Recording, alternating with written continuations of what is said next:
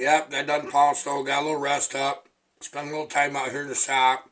Uh, Something really, really way cool. This is a serious pair of two-stroke veterans.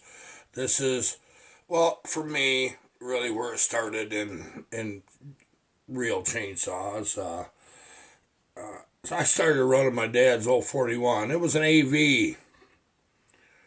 When I was fairly young, I was about 10. I had run the Mac 1010s and Remingtons they had on the farm about 8 years old. But what I remember when I was 10, my dad bought a fairly new at the time 041 AV. And his buddy had the farm boss, old Larry. We used to cut wood together, me and Larry's son, my dad, one thing and the other. But the reason I'm calling them veterans, this is really where it started with the steels in my years. You know, obviously they had saws a long time before that, but these are the ones that got my attention because you look at them today, you're not going to be real impressed. You're not. You just say, well, they're kind of heavy and kind of loud and this and that, and where's the chain brake? I can't find it. But you got to put yourself back then, you know. We're talking, what, well, longer than I care to admit. I just put it that way. I ain't like a lot of guys that build saws. They grew up in the city and they move out in the country and then all of a sudden they get a chainsaw. They've been my life. Just the way it is.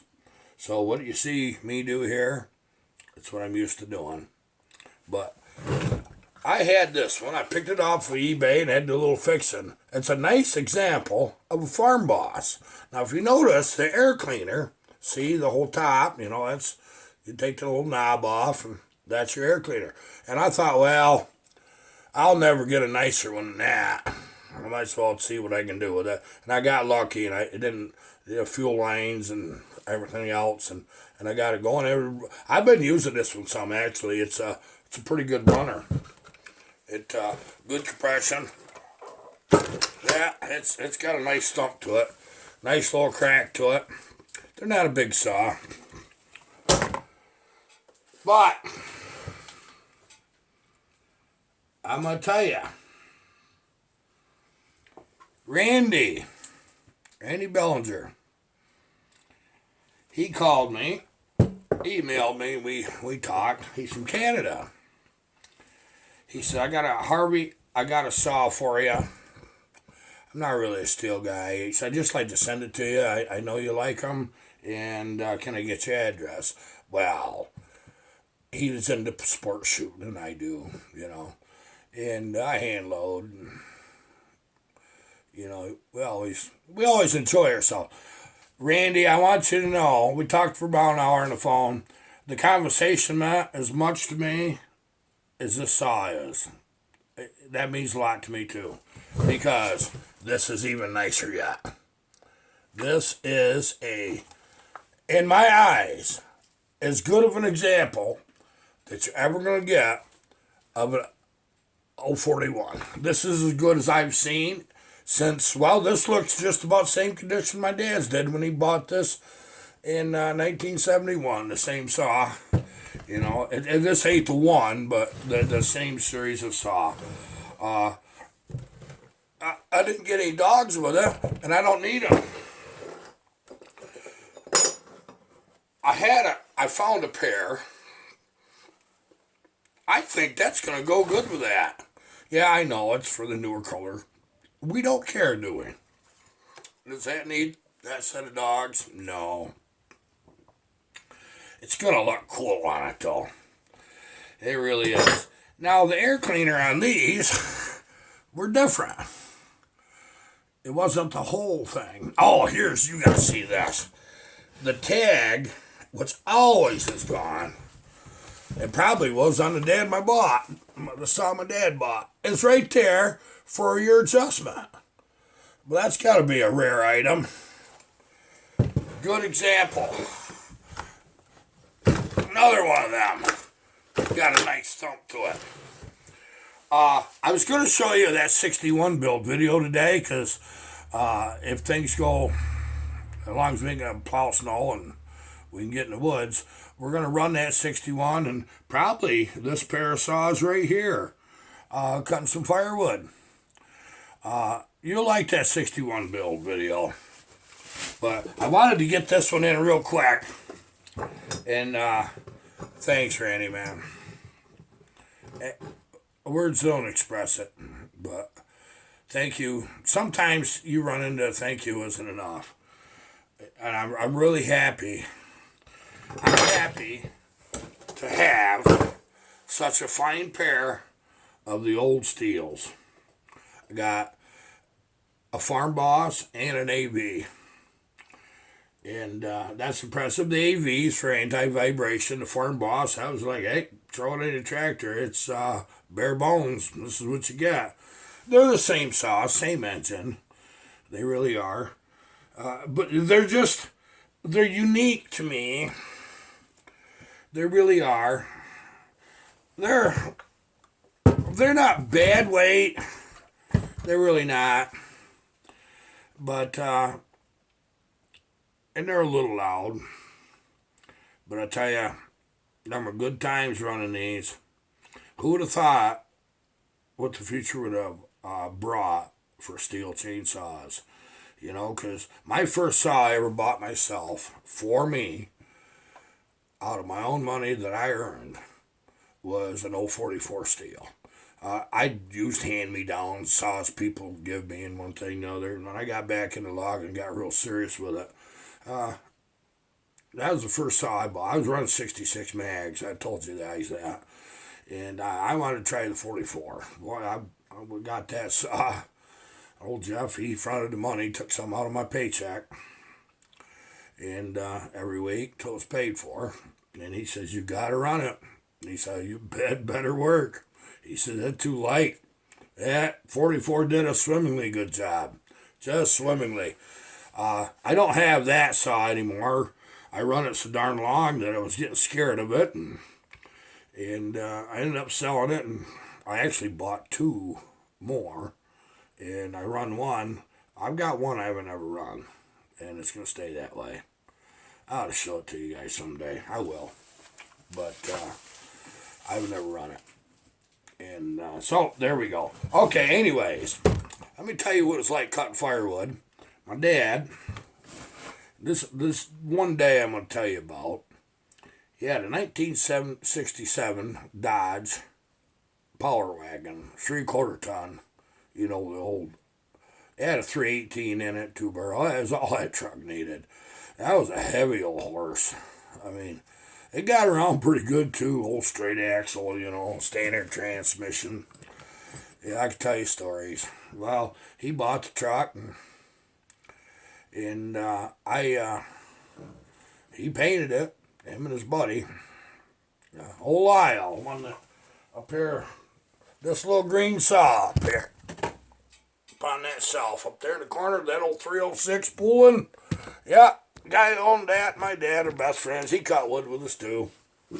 Yeah, so I got one of his saws and a couple of my dad's here, and then a nice pair of examples. So anyway, we're out. We're going to cut wood. Of course, for whatever reason, we weren't cutting our own wood until the snow flew.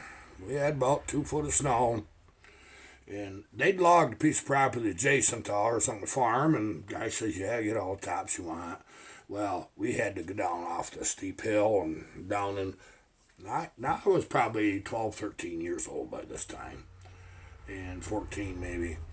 And, well, we had to go down through there. Oh, man, I says, Dad, I don't want to go down in there. I've been down in there on dirt bikes. I don't think it's a good idea. They got pretty good skidder rods. Oh, yeah, but it'd be frozen. Heck, it was. It wasn't frozen.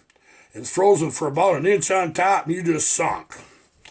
So we're wallowing out through this stuff, and I could just see where the ground was rolly and where the tops were down over the bank. There wasn't no way to get to them with a truck. So we get down in there, Jeez, we're coming on, sidling along a bank. Dad's trying to straddle where the skidder went through, and he said, "Let me know." He said, "There's a big ash tree." He said, "Let me know if I'm getting close to that ash tree." Well, he gunned her, and he's like that, and all of a sudden, whoa! Right into that, right in my door. Caved that door in. Dad said kind of a bad word. And at the same time he said a bad word, I says, "Dad, you're getting pretty close to that tree." He didn't think I was too funny. So we screwed around, cut the tree, got it away from the truck. We continued on. I said, "Well, geez, that's right here. Why don't we cut that right up?" "No, we'll save that. We can get that. We're going down over further." So we did. Oh, my goodness sakes. We went down in there, cutting wood. Now, Dad didn't just throw a load on. That was a heavy 3/4 ton truck and had lots of springs. That ain't the way it worked. What you did, you split it. You stacked it. And if that ain't way over the top of the cab, you don't got enough wood on. That truck will hold more. This is the way it is. And I always had fits with that. Yeah, my boy will tell you that too. Well, so we're down there. Now, this is old growth oak. So them tops were massive, and they didn't pull a number 2 log back then. They just a grubby old chunk of firewood to them. And I don't blame them. Man, God, they had an awful pull. And I'm the whole time thinking, man, hope we don't got to walk up out of here and all the way to the farm. That was like 2 miles, And so he goes down over the bank with this old 41. I grabbed them all and wedges and axe, and I'm headed down over the bank with him, and I'm splitting them in 2 with the wedges and the maul. We didn't have split mauls back then, just axes, and you split as much as you could with an axe. That's the way it was, because boy, them wedges and that maul, that wasn't very fun sometimes, but it worked. It got the job. Some of it was easy, some wasn't. It's just the way it is. So we're splitting this wood, and everything that I can possibly carry. I mean, great big stuff. Carrying it, rolling it, doing whatever it took to get it near the back of the truck. And I'd get wood up there behind the truck, and Dad just cutting away. And, I don't know what he used for mix oil, but there weren't no mosquitoes, I can tell you that. Just was brab, so we're cutting along, and man, this stuff was just gnarly. It was, of course, we're about 70 feet from the truck. And it's right up pretty steep, but rolly up. And then you get up there behind the truck, it was just a muddy mess. Oh my God. And we went up in there for days. It was down in actually, but it was on top of the hill. We got more water on the top of the hills up here than you'd ever think. It's just the way it is.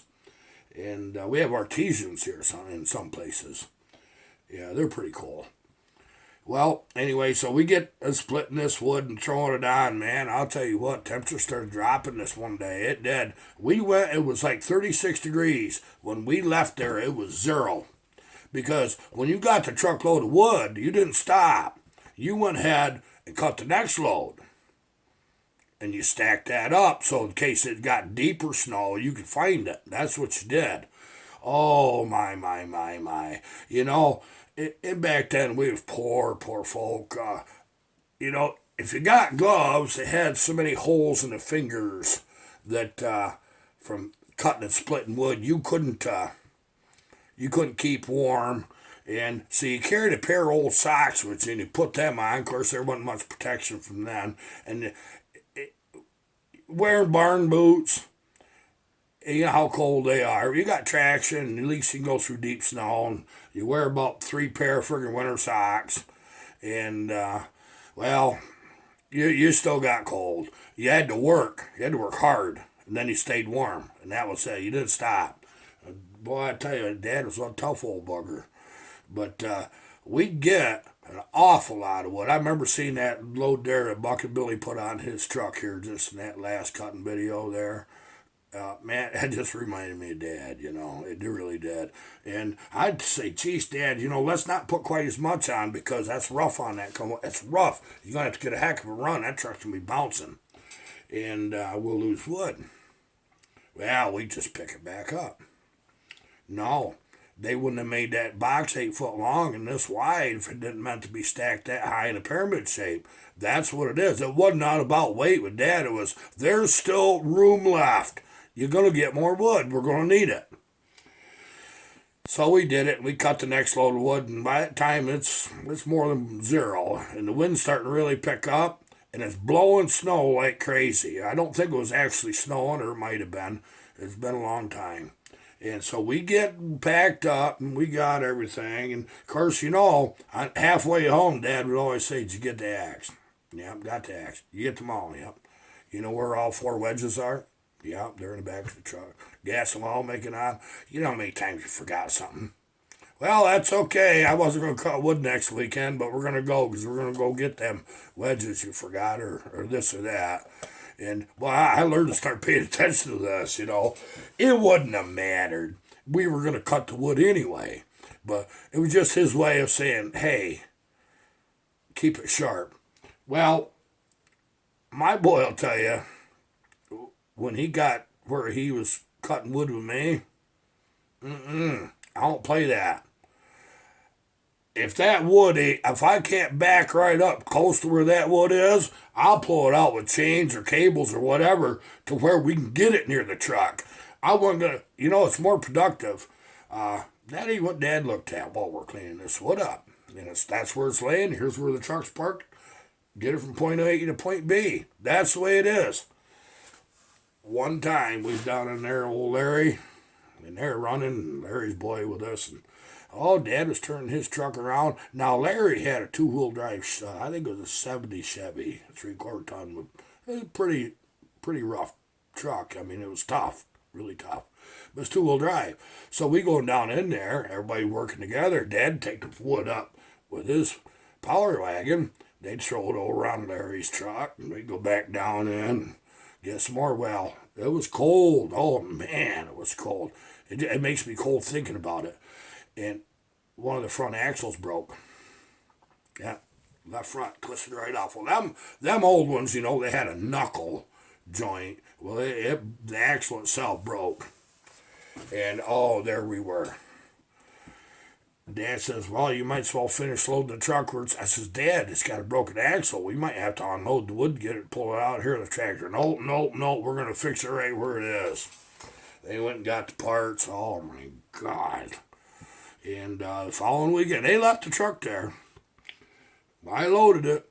They get down in there, winter. It was bad. By God, I'll tell you what.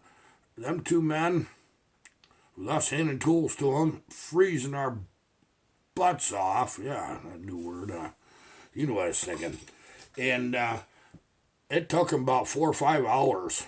They had to carry everything down over the bank, all the toolboxes and everything. Dad says, well, you might as well at least grab your axes. And he says, you're going to probably stay warm. You want to split wood up. There was a great big old pile already cut in block form. I did. Boy, I got cold. They were tough men. They were tough. And as young, and that was hard to keep up with them. But you develop that inner toughness by doing things you don't think you can do. So, remember that. When you think this is too hard, I'm too cold, I can't, I don't want to, do it anyway. Just to feel what them old people. And you know what got me about that? My father's referring to his father, and old Dar. And he says, them old timers like my dad and his folk, they were tough. We had it easy. They were tough. Logging with horses with crosscuts and axes and everything brutally rough. No wonder they didn't frickin' make it to 50 years old most times. Granddad, he beat the odds pretty good, actually. He spent good part of his adult life only with one arm. He lost one. I'll tell you that story sometime, too. Okay, people, I better let this go. I'll get that video up. You're going to see me running that 61, hopefully this weekend. I don't think I'll put it up till one day the following week, but I want to get this stuff stacked in. Thanks. Just thanks. Randy. Cool. Goodbye.